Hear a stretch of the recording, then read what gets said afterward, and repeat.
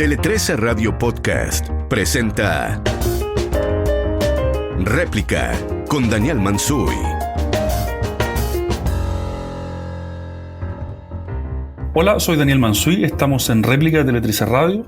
Hoy día tenemos como invitado para conversar a Juan Luis Ossa Santa Cruz, que es doctor en Historia Moderna por la Universidad de Oxford e investigador del Centro de Estudios Públicos. Juan Luis acaba de publicar un libro que se llama Chile Constitucional, por el Fondo de Cultura Económica y el Centro de Estudios Públicos, en el que trata la historia o los grandes momentos constitucionales de nuestro pasado. Muchas gracias, Juan Luis, por acompañarnos hoy día en Réplica. Muchas gracias por la invitación, Daniel. Y este es un libro muy interesante, que tiene muchas ideas que yo creo que enriquecen mucho el debate constituyente, que lo más probable es que venga pronto en Chile, digamos, es que ya no está. Y tú buscas, Juan Luis, es que yo entiendo bien, intentar darle una perspectiva histórica al momento, al proceso que estamos viviendo, y porque asumes que al momento actual o a las categorías actuales les falta esa perspectiva, ¿no? Ese podría ser un diagnóstico implícito del libro, que nos falta mirar mejor lo que pasó atrás para, como dice hacia el final del libro, defender mejor nuestra tradición constitucional en lo que haya que defender de ella. Sí, efectivamente, uno de los objetivos iniciales cuando empecé a escribir este libro, luego de una conversación que tuve con Leonidas Montes, director del Centro de Estudios Públicos, en la cual llegamos a la conclusión de que era importante darle un espesor histórico a la discusión actual. Esto fue en diciembre del año pasado.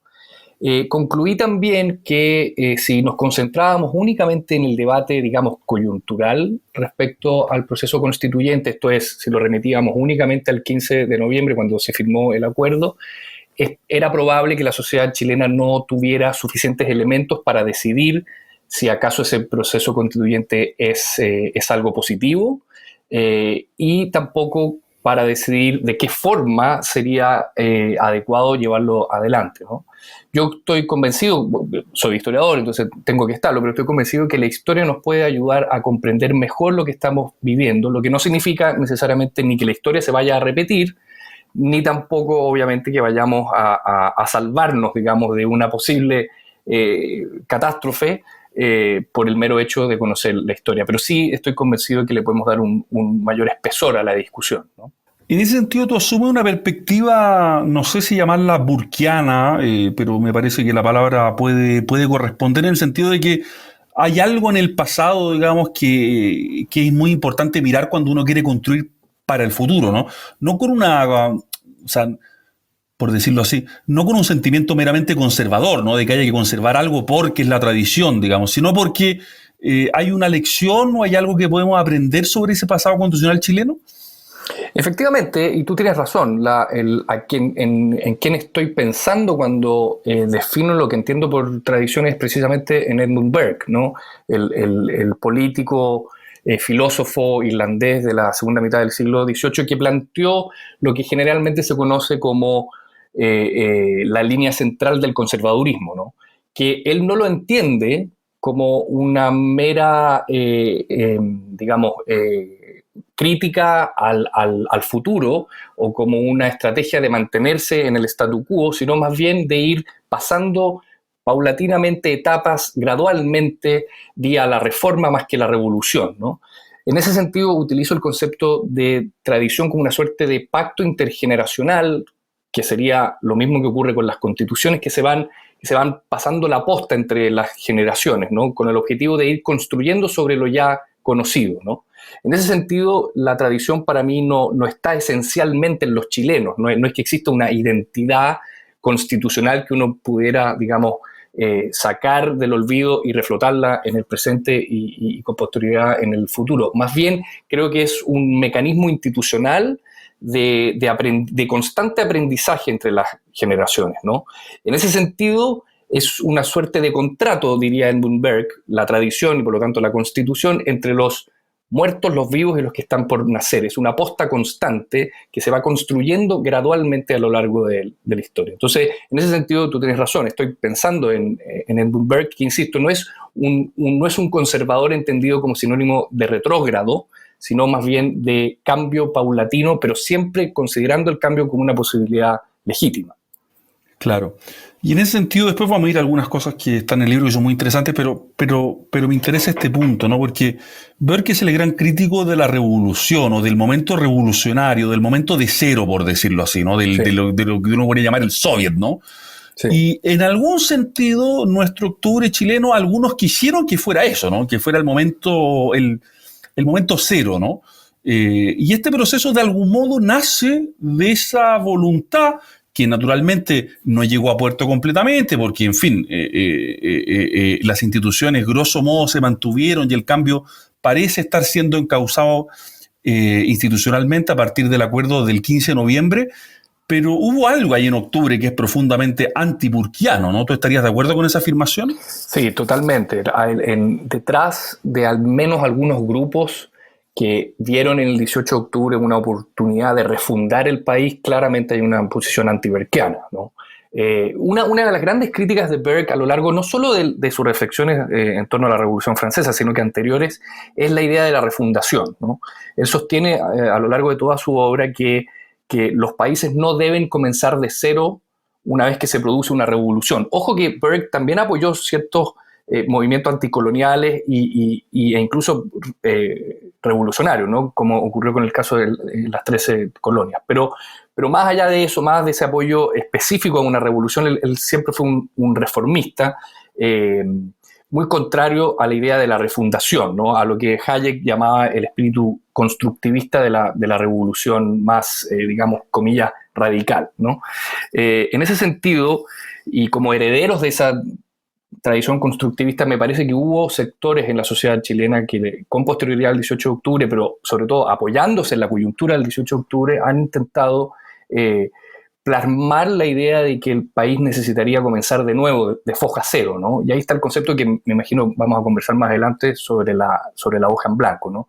Yo tengo una posición bastante contraria a la hoja en blanco, precisamente porque no creo que el país requiera comenzar de nuevo, lo que no significa, sin embargo, que no tengamos que adentrarnos en un proceso constituyente. Yo creo que el proceso actual es legítimo, pero ello no debería derivar en una construcción ex nihilo, si tú quieres, de un nuevo pacto constitucional. Y en ese sentido es que entiendo la tradición. Es en ese momento donde la tradición puede jugar un rol clave para la construcción de este pacto, digamos, el 2022, ¿no? Claro, claro. Solo como comentario, digamos, cuando Burke apoya la revolución norteamericana, que es la independencia, en verdad también hay una reivindicación de la tradición, ¿no? No es un momento que busca ya haber sido desde cero. Así es. Uno de los temas muy interesantes, uno de los momentos que tú tratas constitucionales de la historia chilena es 1925, ¿no? Que una constitución muy interesante de mirar por muchos motivos, tú los trabajas bien. Y uno de ellos es que, claro, fue una constitución promulgada en condiciones, digamos, no de plena legitimidad democrática, creo yo, pero en fin, tú lo puedes controvertir si quieres, pero que sin embargo, con el pasar de los años logró una legitimidad de ejercicio más o menos incontestada, ¿no? Ese proceso es muy interesante mirarlo porque hoy día tenemos el problema inverso, ¿no? Tenemos una constitución cuyo origen parece ser muy dudoso y que no se logró legitimar en su ejercicio, ¿no? ¿Qué es lo que pasó ahí? Que lo que pudo la del 25 no parece haberlo podido la del 80 o la de la transición, como uno quisiera llamarla. Efectivamente, una de las hipótesis centrales del libro plantea que la Constitución del 25, a pesar de su origen espurio, no cabe duda que fue un origen espurio, con intervenciones militares, con una participación ciudadana más bien reducida, con los partidos políticos muy peleados con Arturo Alessandri, etc. A pesar de todo ese origen espurio, planteo en el libro que con el paso del tiempo, después de 1932, la Constitución logró ir legitimándose en el ejercicio. Hay varias razones para ello, ¿no? Una la plantea, por ejemplo, Aldo Mascareño, el sociólogo del CEP, que dice que la Constitución de 1925 permitió ciertos espacios de estatalidad, digamos, ciertos espacios que le permitieron al Estado funcionar legítimamente, ¿no? Ya sea como garante de ciertos derechos sociales o como, digamos, un árbitro aceptado por la sociedad chilena como un árbitro legítimo, ¿no? Todos esos aspectos se fueron construyendo gracias a la Constitución en los 30, en los 40 y ya para los 50, que es donde ya se habían sucedido distintos gobiernos de distintos signos, digamos, ¿no? Que me parece que es la mayor de las legitimidades que un sistema político puede aspirar. Ya para los años 50, decía, la Constitución del 25 está plenamente legitimada en su ejercicio, ¿no? Cuestión profundamente relevante que se manifiesta claramente, creo, poquito antes del golpe de Estado de 1973, cuando ambas posiciones en disputa, tanto la UP como la oposición a la UP, apelan a la Constitución para legitimar sus distintas posiciones, ¿no? En agosto de 1973, en las declaraciones que se suceden en la Cámara y luego desde la Moneda, vemos a la Constitución del 25 constantemente siendo apelada por la clase política, ¿no? Y eso me lleva a mí a concluir entonces que, a pesar de su origen espurio, a pesar de la ilegitimidad de origen, ya para los años 50, 60 y 70 la Constitución del 25 estaba plenamente legitimada, ¿no? Cuestión que no ocurre, como decías tú, con la Constitución del 80, ¿no? A pesar de las múltiples reformas que hemos experimentado, que ha cambiado sustancialmente a la Constitución de 1980, todavía estamos en esta discusión sobre su legitimidad, ¿no? Si hubiera sido únicamente una ilegitimidad de origen, la discusión se habría resuelto probablemente en 1989 o el 2005, a más tardar, ¿no? Y aquí estamos, ¿no? Estamos discutiendo sobre su posible cambio y uno de los argumentos que se plantea una y otra vez tiene que ver con esta ilegitimidad, que insisto, no es solo de origen, sino que de ejercicio.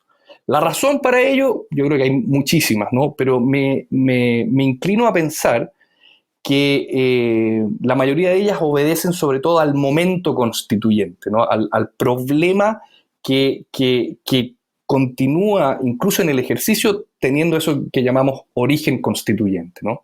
Por eso es tan importante que el actual proceso constituyente tenga una originalidad, un origen plenamente legítimo, ¿no? De otra forma, es probable que en 10 años más o en 20 estemos teniendo esta misma discusión, ¿no? Vamos a repetir el mismo problema, claro, porque lo que uno se puede preguntar es, claro, esto tú lo explicas bien también en el libro, ¿no? La Constitución del 33, bueno, sufre muchas modificaciones, está la guerra civil, pero parece que ya no da el ancho para lo que se llama frecuentemente la crisis del centenario, ¿no? Entonces tenemos una nueva Constitución que, como bien dice Aldo Mascareño, eso también está muy bien explicado en el libro, acompaña la estatalidad o lo que Gonzalo Vial llamaba esa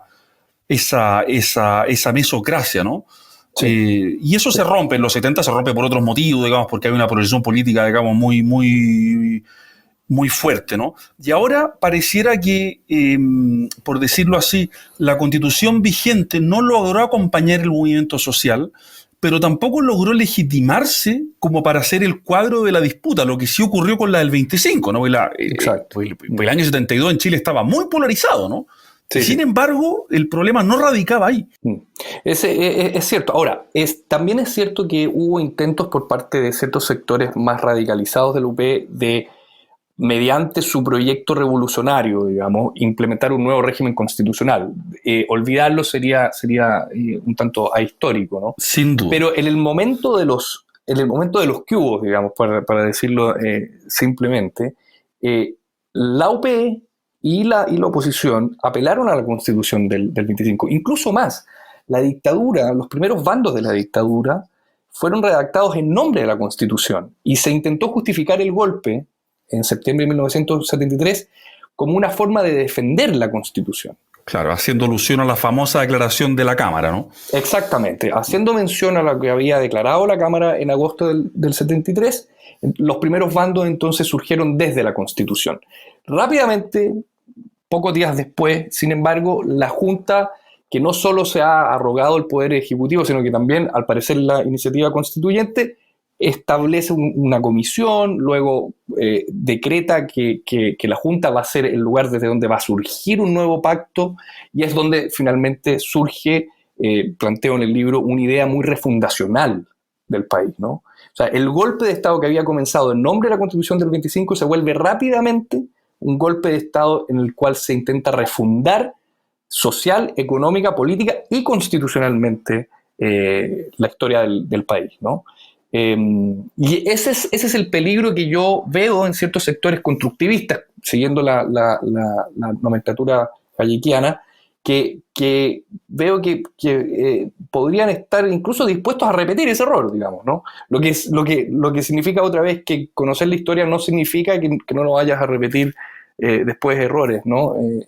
Y que pueden terminar con una constitución igualmente ilegítima que la Constitución del 80. Estamos escuchando Réplica con Daniel Mansuy por Tele 13 Radio Podcast. ¿Y en qué medida, Juan Luis, esa refundación que hicieron los constituyentes del año 80 fue sobre todo simbólica o también en el articulado, digamos? Porque son dos dimensiones distintas, ¿no? Totalmente. Sí, ¿En qué medida hay una retórica refundacional y en qué medida la parte orgánica de la Constitución también cambia radicalmente o también conserva cosas, ¿no? ¿Cómo distinguir esas dos dimensiones? A mí me parece que esa es la pregunta central respecto a qué entendemos por tradición y cuál sería el corte que generó la dictadura de esa tradición, ¿no? Lo primero es que el proyecto refundacional no comenzó en 1978, por decir algo, sino que comenzó muy rápido después del golpe, ¿no? Está en noviembre el decreto 128, por el cual la Junta se arroga el poder constituyente. Luego, un año después del golpe, se publica este famoso documento que se titula algo así como Primer año de la reconstrucción nacional. Luego tenemos entrevistas de Jaime Guzmán donde plantea que la Constitución del 25 está muerta y que por lo tanto hay que hacer un nuevo pacto. Está el discurso en Chacarilla, está finalmente el proyecto constitucional de la Comisión Ortúzar, que va a derivar en el mensaje presidencial de Pinochet de 1980, donde se plantea que la Constitución que ha surgido de esas instancias de discusión va a ser una nueva Constitución, ¿no? Es decir, el espíritu refundacional está muy al comienzo de la dictadura y va increciendo a lo largo de los años. La pregunta, como tú bien planteas, es si acaso ese modo refundacional se queda únicamente en un plano retórico, como sería el discursivo, o también va más allá y pasa al articulado. Yo tiendo a pensar que es sobre todo simbólico y discursivo, pues hay muchos artículos de la Constitución del 25 que están en la Constitución del 80, y por lo tanto los defensores de la Constitución del 80 plantean, cuando se fijan únicamente en el articulado, que la Constitución no rompió con la tradición. Me parece, sin embargo, que la pregunta sobre la retórica, la pregunta simbólica, es casi más importante que la del articulado, porque pareciera que el problema no es tanto constitucional el que tenemos hoy, sino que es un problema constituyente, es decir, de la forma, el mecanismo que derivó en la Constitución de 1980, no en el articulado, ¿no? Y incluso más, hay artículos de la Constitución del 80 que me parecen sumamente positivos y que me parece bien que hayan sido introducidos por la Comisión Ortúzar, el Consejo de Estado y todos los últimos redactores de la Constitución del 80, ¿no? Entonces yo creo que el punto no es tanto positivo, por decirlo de alguna forma, no es tanto jurídico-legal, es simbólico-histórico, ¿no? Y ese es el problema constituyente que yo creo que estamos enfrentando. Claro. Y esa voluntad de refundación, ¿cómo la explicas tú, digamos? Porque tú haces bien el punto, ¿no? Esta gente que era políticamente conservadora, digamos, opta por esta retórica refundacional. Y ojo, como bien dices tú, cuando digo retórico simbólico no es en ningún caso para quitarle valor, simplemente para distinguirlo de lo otro, ¿no?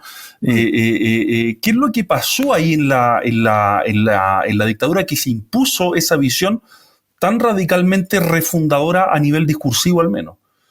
Bueno, siguiendo la vieja y muy interesante tesis de Mario Góngora, al final de cuentas la dictadura es hija producto de su tiempo, ¿no? Tiempos muy polarizados, en donde el concepto de revolución, por mucho que uno no lo adoptara explícitamente, estaba digamos, a lo largo de todo el espectro, ¿no? En ese sentido, yo tiendo a pensar o a estar de acuerdo con quienes sostienen que la dictadura fue profundamente revolucionaria, ¿no? Lo que explicaría entonces su espíritu refundacional. Y es revolucionaria no solo económicamente, que es lo que generalmente se le considera, ¿no? La así llamada revolución neoliberal. Es también una revolución que digamos, que está en las entrañas mismas de la sociedad chilena, que busca cambiar, renacer, hacerlo de nuevo, ¿no? El pacto social, ¿no? E insisto, eso yo creo que es muy propio de la época, muy propio de la Guerra Fría. Habían al menos 2 proyectos revolucionarios chocando durante el UP, unos más radicales que otros, pero igualmente revolucionarios, y con el objetivo explícito, insisto, de forjar algo nuevo, ¿no? Y en ese sentido pareciera ser una suerte de paradoja que un gobierno, comillas, conservador como el de la dictadura haya sido tan constructivista, tan soberanista, por decirlo de alguna forma, ¿no? Y haya implícitamente, al menos, terminado siendo un gobierno revolucionario. Claro. Tú eres, no sé si decir crítico, pero dices, es un error decir que Jaime Guzmán escribió la Constitución, y yo creo que ese es un hecho. Jaime Guzmán no la escribió, inspiró algunas cosas, estuvo en la Comisión Ortúzar donde interviene mucho, pero no es que él sea el autor de cada artículo, ¿no? Sin embargo, él parece ser el gran, no sé si decir articulador, inspirador, pero es como la mente que intenta juntar todas estas piezas y es la mente que elabora una narrativa o un discurso que las une en algo más o menos coherente. Digo más o menos coherente porque tiene enormes dificultades también, creo yo, ¿no? ¿Qué papel final o general le asigna a Jaime Guzmán tú en todo este proceso, sabiendo, como dice en el libro, que no es el autor material, ¿no? Más bien, a ver, yo creo que es interesante este punto que tiene que ver con cómo entendemos el papel de las tradiciones intelectuales, ¿no? Intelectuales ideológicas también. No cabe ninguna duda que Jaime Guzmán es, como dices tú, el gran articulador que va de una comisión en otra, de un grupo ideológico en otro, digamos, resumiendo, abreviando las distintas tradiciones que están en juego, ¿no? O que entran en juego luego del golpe de Estado de 1973. Además, su capacidad intelectual era innegable, ¿no?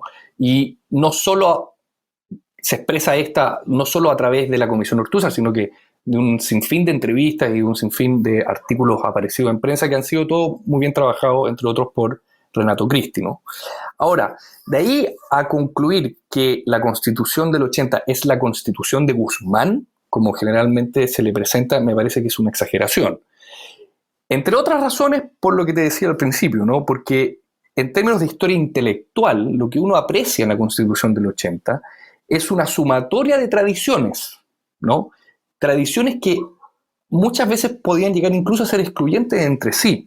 Entonces, en la dictadura tenemos a neoliberales, tenemos a conservadores, hispanistas, por decirlo de alguna forma, herederos del cura Lira, que sería la tradición más de Jaime Guzmán, pero también tenemos a liberales clásicos, a nacionalistas, agrarios laboristas, etc., ¿no? Es decir, a todo ese heterogéneo grupo que solemos llamar la derecha histórica, ¿no?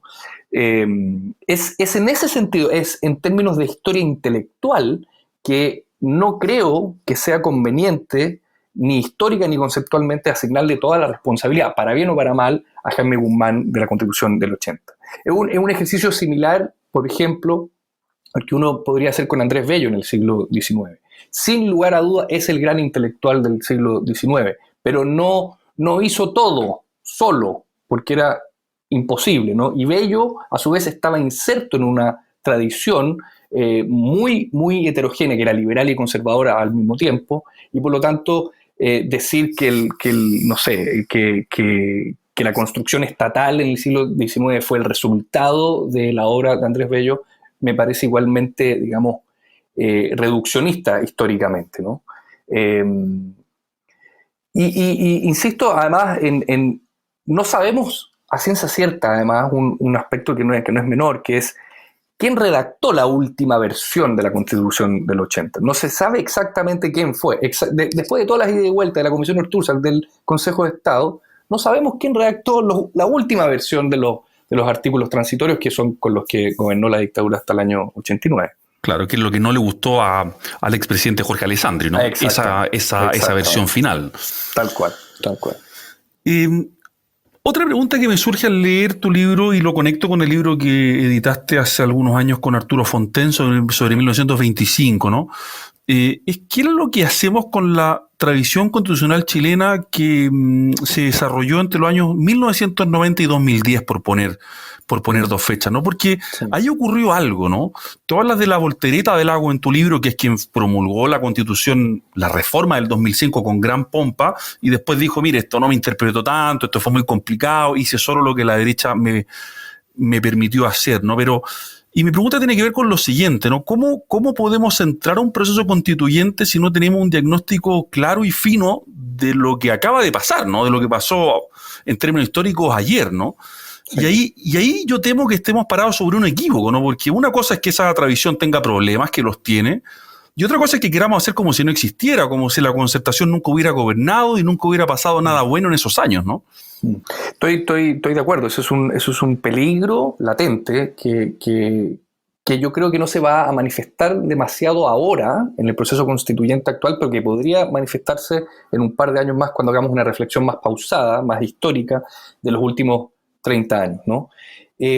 Ahora bien, también creo que el hecho de que la Concertación haya gobernado con la Constitución del 80 no le impide a esos sectores hoy inexistentes en el sentido de institucionalmente, porque no existe la Concertación, pero que todos sabemos existen, están por ahí dando vueltas, no les impide, a pesar de lo que acabo de decir, plantear al menos reformas a la Constitución e incluso llevar adelante un cambio constitucional, ¿no? Creo que están en su perfecto derecho y que es legítimo hacerlo, ¿no? Cuando yo planteo que Lagos hizo una suerte de voltereta histórica, me parece que lo que quiero decir es que no fue suficientemente claro cuál había sido el cambio simbólico e histórico de la Constitución del 2005. Se quedó únicamente en el cambio constitucional, ¿no? Con lo cual, entonces, como no le funcionó, o como según él no fue suficiente para llevar adelante mayores cambios en la sociedad chilena, me parece que usar el argumento de que en verdad no fue una nueva constitución la del 2005, merece ser llamada como una suerte de voltereta histórica, ¿no? Insisto en la idea de la historia, ¿no? No fue claro en cuál era su proyecto político a través de la constitución del 2005. Yo creo, claro, que esto es contrafactual, obviamente, no sabemos qué habría ocurrido, pero es probable que la discusión actual quizás no habría existido con la fuerza si es que la constitución del 2005 se hubiera plebiscitado, claro, por ejemplo, ¿no? Opción que no parece haber estado en ninguna parte de los sectores políticos, ni siquiera en la antigua Concertación, ¿no? No estuvo arriba de la mesa. El propio Insulza planteó hace un par de años que eso había sido un error, ¿no? Y el hecho de que no hayan considerado esa posibilidad manifiesta cuán pobre fue la reflexión histórica, ¿no? Si no se dieron cuenta el 2005 que era absolutamente clave plebiscitar algo así a través de la ciudadanía, entonces no entendieron la ilegitimidad del proceso constituyente de la Constitución del 80. Una de cuyas mayores, críticas que se le pueden hacer es que no se plebiscitó libremente la Constitución del 80, ¿no? Claro, yo en todo caso no le quito a nadie el derecho de querer, por decirlo así, creo que coincido contigo en que cualquier dirigente de la ex Concertación tiene todo el derecho de querer reformarla, sí, y quizás cambiarla hoy día. Solamente echo de menos un discurso que me explique el cambio, ¿no? La razón del cambio, dices tú. Un discurso coherente, por decirlo así, y eso es lo que yo no he visto. Tú dices la razón del cambio más que el cambio en específico, ¿no? O sea, ¿por qué el 2005 esto que les parecía tan lindo y que despuntaba la primavera, dejó de valer? ¿En qué minuto y por qué? Que me lo expliquen, ¿no? No sé si es que tú echas de menos lo mismo, pero eso es lo que a mí me falta en este cuadro, ¿no? Sí, es cierto, porque la verdad que remitir únicamente al estallido social o al 15 de noviembre es también muy ahistórico, es muy cortoplacista, ¿no? Y no cabe duda que la discusión constitucional, la discusión constituyente tiene por lo menos unos 10 años, al menos en sede académica, ¿no? Entonces, efectivamente, yo estoy de acuerdo contigo. Uno quizás podría demandar de ciertos sectores que gobernaron con la Constitución del 80 una mayor explicación, ¿no? Bueno, ¿qué es lo que ha ocurrido en el último tiempo que nos llevó a este cambio constitucional? Si esa explicación se queda únicamente en el estallido social, me parecería muy pobre, ¿no? Claro. Ahora, me parece que los constitucionalistas de centro izquierda o ex concertacionistas están muy conscientes de cuál es el problema, ¿no? Y que es un problema que, insisto, yo creo que no es tanto constitucional como constituyente, ¿no? Y en ese sentido, entonces, quizás podrían dar, como bien dices tú, una explicación un poco más clara al respecto. Una última pregunta, Juan Luis, porque se nos está yendo el tiempo y no puedo dejar de hacerla porque el tipo de cosas que me preocupan hoy día a mí, pero tú me puedes decir si que estoy extraviado, ¿no? Yo veo que este proceso puede terminar como una manera de derribar el presidencialismo chileno, ¿no? O sea, cuando Jaime Quintana habló de un parlamentarismo de facto, cuando el Congreso elude las iniciativas exclusivas del presidente de la República, veo que hay un esfuerzo en esa dirección y que ese puede ser eventualmente uno de los resultados de todo este proceso, lo que sería un cambio significativo, porque en fin, Chile ha sido presidencialista salvo entre los años 91 y 25, y sería un cambio profundo, ¿no? No sé si es que tú ves ese mismo hilo en todo este proceso o quizás yo ando muy perdido, ¿no? No, yo creo que tú no estás nada de perdido y que una de las grandes discusiones que vamos a tener de ganar el apruebo y de conformarse a la convención tiene que ver con el régimen político, ¿no?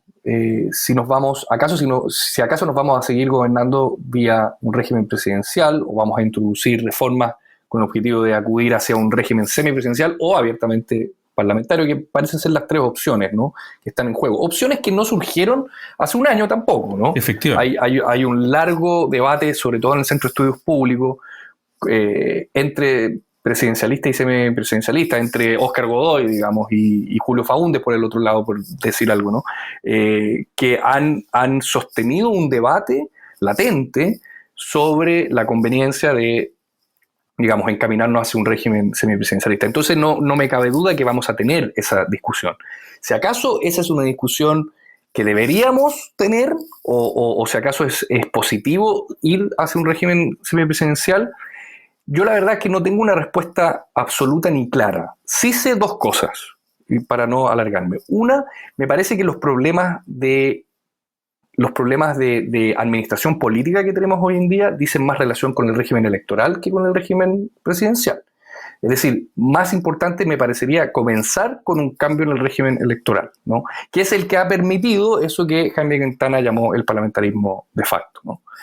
Y una segunda razón que me hace dudar o me hace no ser tan optimista de un régimen, de un cambio de régimen político, es que es muy difícil implementar un cambio de esa naturaleza en un periodo relativamente corto de tiempo, ¿no? No solo es difícil implementarlo, sino que también afinar técnicamente en una convención que va a durar 9 o 12 meses, afinar ese cambio puede ser sumamente difícil, ¿no? Y puede derivar entonces en discusiones bizantinas sobre cómo debe ser el régimen semipresidencial o parlamentario y descuidar otros temas que son igualmente relevantes, ¿no? Entonces, para resumir, ¿vamos a tener esa discusión? Sí, yo creo que la vamos a tener. ¿Es bueno tenerla? Hasta cierto punto sí, porque abre la puerta a la discusión democrática, ¿no? ¿Vamos a salir mejor parados de eso? Tengo mis dudas, por razones técnicas y por razones, digamos, de implementación. Perfecto, te quería agradecer, Juan Luis, de haber estado hoy día con nosotros en réplica. Muy interesante todo esto para iluminar e ilustrar las discusiones que se vienen. Así que gracias por habernos acompañado hoy día en réplica. Muchísimas gracias a ti, Daniel. Muchas gracias por la invitación. Estuvimos entonces en réplica de Tele 13 Radio hoy día conversando con Juan Luis Ossa, que es doctor en Historia Moderna por la Universidad de Oxford e investigador del Centro de Estudios Públicos, sobre su reciente libro Chile Constitucional, editado por el Fondo de Cultura Económica y el CEP. Esto es réplica de Tele 13 Radio. Soy Daniel Mansuy. Muchas gracias por escucharnos. Hasta la próxima. Esto fue Réplica con Daniel Mansuy en Tele 13 Radio Podcast.